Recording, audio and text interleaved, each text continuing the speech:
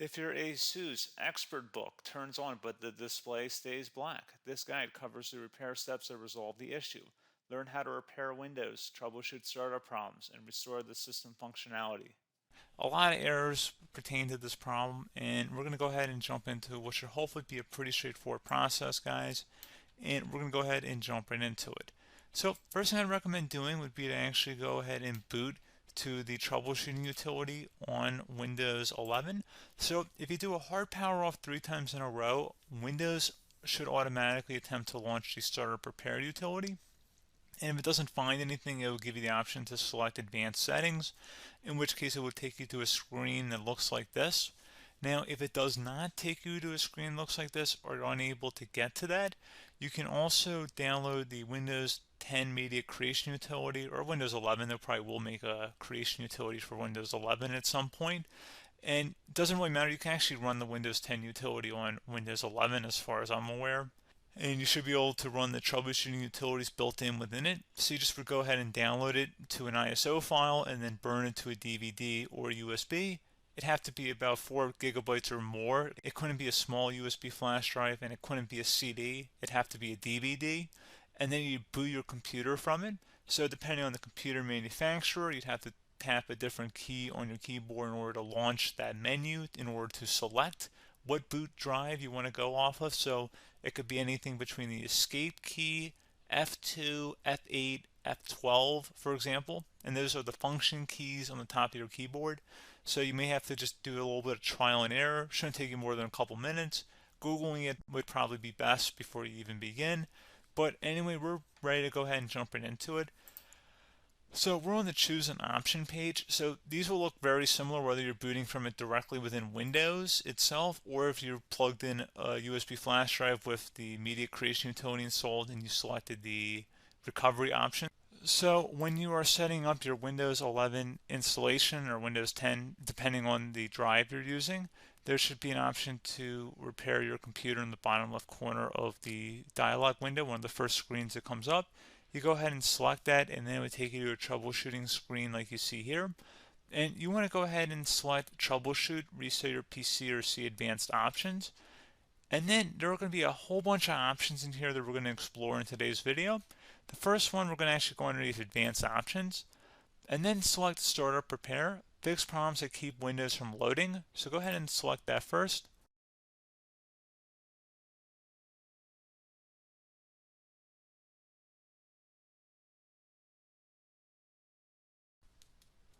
Okay, so you can see it could not repair our PC. That was our first option we could try. Something else, if we go back into advanced options here and then select troubleshoot, we're going to go underneath advanced options again. You can go ahead and actually access safe mode by selecting startup settings. And then if you select the restart button, you have the option on the screen, select safe mode with networking, which will give you a key on the screen. It'll tell you which key to press to enter that. I believe it's the F7 key. It'll do that for you. I'm not going to go over that in today's tutorial because I don't really want to go into safe mode, but you're more than welcome to attempt that by going into here and then selecting restart. Again, it'll launch another screen. It'll say what key do you want to press, and it'll give you like 7 or 8 different options, and you want to select safe mode with networking.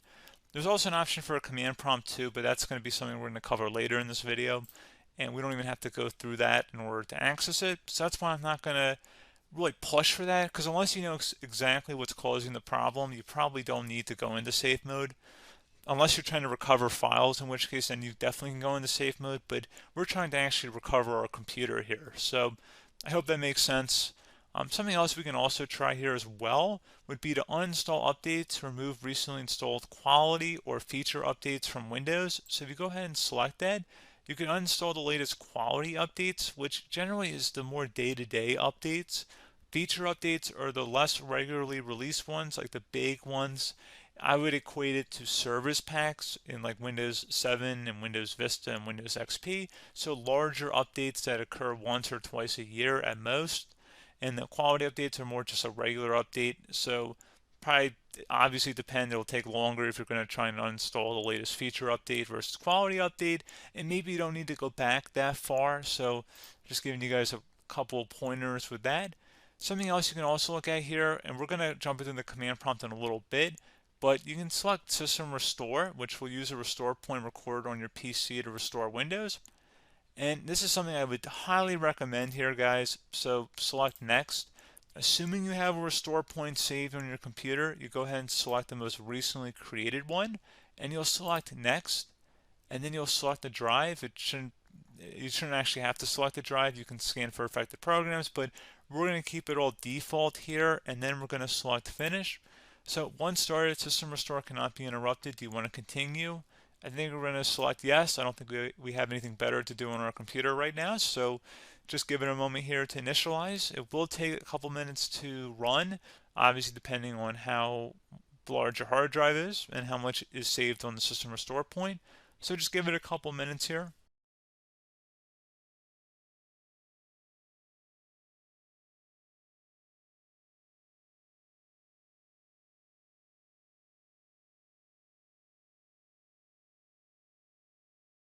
Okay, so you can see the system has been restored successfully. We're going to go over a couple different methods in addition to that if that did not work. So I'm just going to pause the video and we're going to start back on the recovery screen that we started with. Okay, so a couple other things we can try here too. If you go back into troubleshoot, you can select reset your PC, while you choose to keep or remove your personal files and then reinstalls Windows. You can select to keep my files, which will remove apps and settings but keeps your personal files. You can also select remove everything, which will remove all of your personal files, apps, and settings. So this is more of a factory reset, the second option here.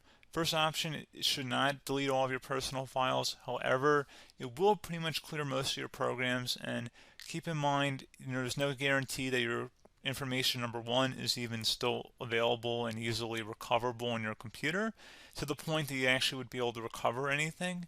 And the second point is that there's always a chance that it won't actually recover and it will just do a factory reset anyway. So there's no guarantee that actually would keep your files anyway. So I would recommend trying to get a recovery tool and backing that up first before selecting it anyway.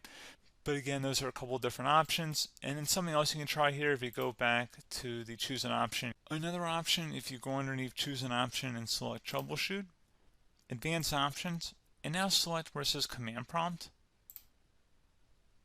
Okay, so the first thing we should do is type our main hard drive here. In most cases, it should be the C drive. So you just do a C colon and then hit enter on your keyboard. So once you're underneath the C drive, we're going to type in dir and then hit enter on your keyboard.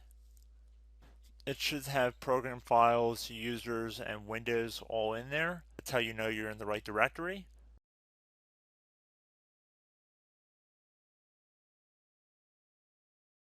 In some cases, it might be the D drive as well, so just keep that in mind.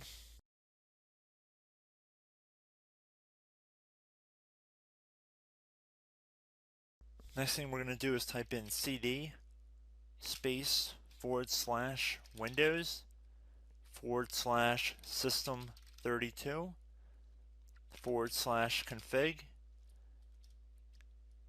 and then you're going to hit enter on your keyboard.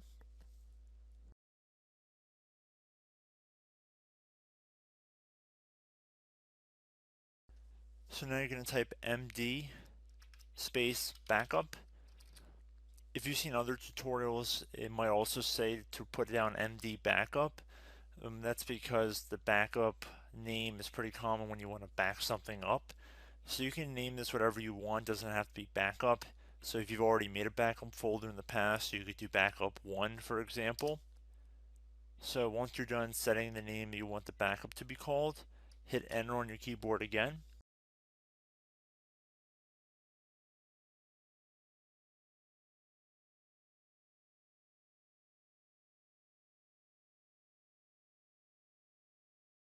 At this point, you want to type copy, C-O-P-Y, space. Then you want to do the star symbol above the 8 key. Then do a period or a dot, whatever you want to call it. Then another star sign, and then another space, and then type backup. And then hit enter on your keyboard.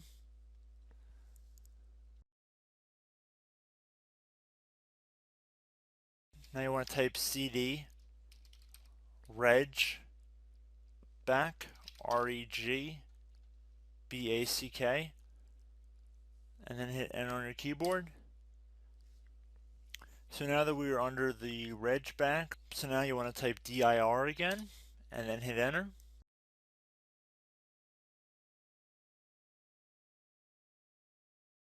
So now at this point we're going to type copy again. So copy, space, star sign,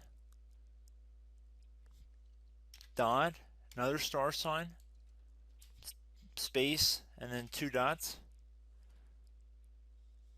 So we're going to type copy, space, star sign, dot, sign,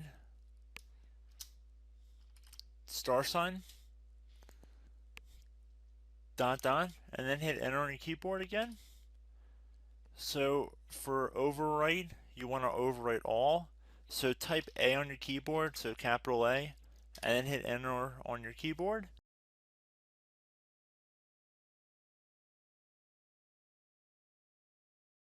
So at this point, you should be good to go. You can close out of the command prompt window, and if you accidentally continue to Windows 10, you should be all set.